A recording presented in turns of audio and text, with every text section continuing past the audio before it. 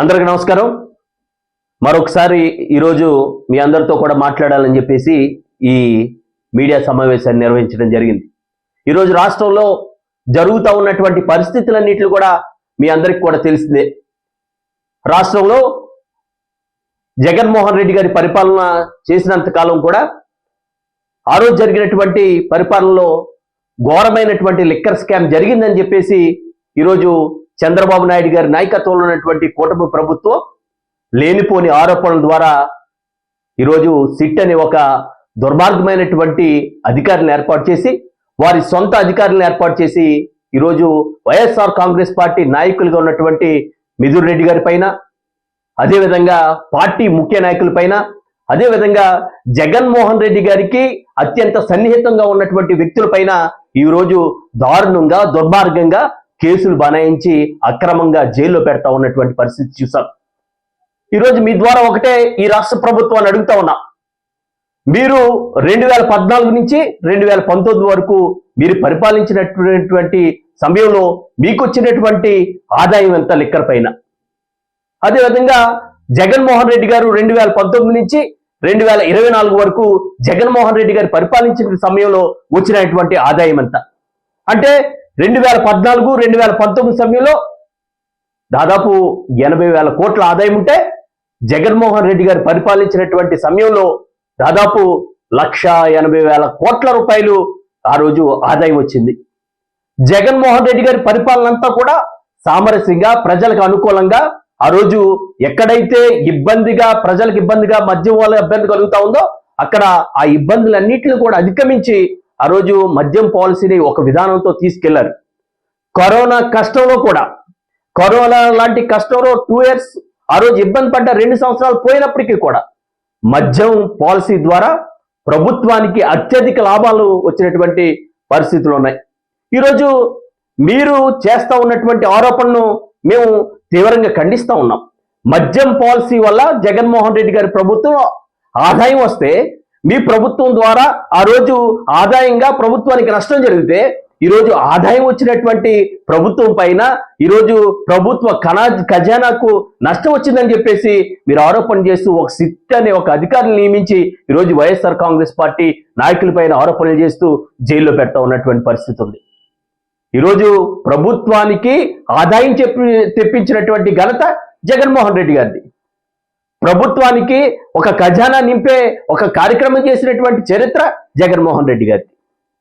మీరు గతంలో చంద్రబాబు నాయుడు గారు మీ పైన మీ స్కూల్ డేస్లో పెద్దిరెడ్డి రామచంద్రారెడ్డి గారు దాడి చేస్తే దానికి ఈరోజు వారి కుటుంబాన్ని ఇబ్బంది పెట్టాలని చెప్పేసి ఏ విధమైనటువంటి సంబంధం లేనటువంటి వ్యక్తిగా ఉన్నటువంటి మిథున్ రెడ్డి గారిని అసలు లిక్కర్ స్కామ్కి ఆంధ్రప్రదేశ్ ప్రభుత్వానికి అసలు పార్లమెంట్ సభ్యుడికి సంబంధం ఏముంటుందండి?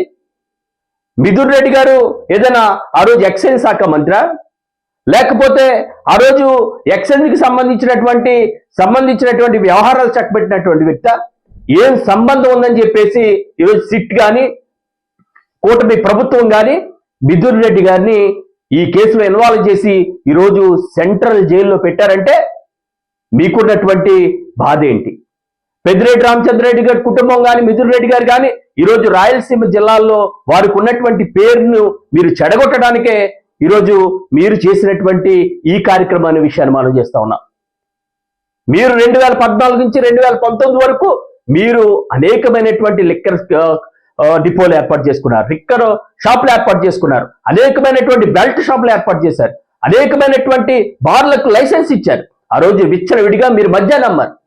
2019 నుంచి 2024 వరకు మద్యం పాలసీలో ఒక వినూత్నమైనటువంటి మార్పులు తీసుకొచ్చి మహిళలకు రక్షణ కల్పించే విధంగా 9 గంటలకే షాపులు క్లోజ్ చేసినటువంటి చరిత్ర జగన్మోహన్ రెడ్డి గారిది.